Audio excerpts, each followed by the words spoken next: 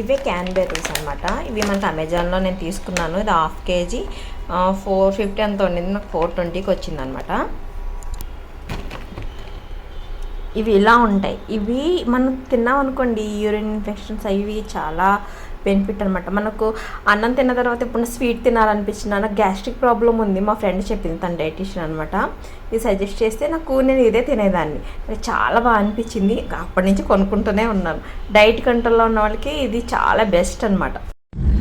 Hi అందరికీ, నేను ఇప్పుడు చెప్పేది యూరిన్ ఇన్ఫెక్షన్ గురించి. ఇప్పుడు మాలాగా బయట తిరిగే వాళ్ళు కానీ, టాయిలెట్స్ వల్ల కానీ, లేకపోతే ఎక్కువగా వాటర్ తీసుకోకపోవడం వల్ల కానీ మనకి యూరిన్లో ఇన్ఫెక్షన్ వచ్చేస్తుంది.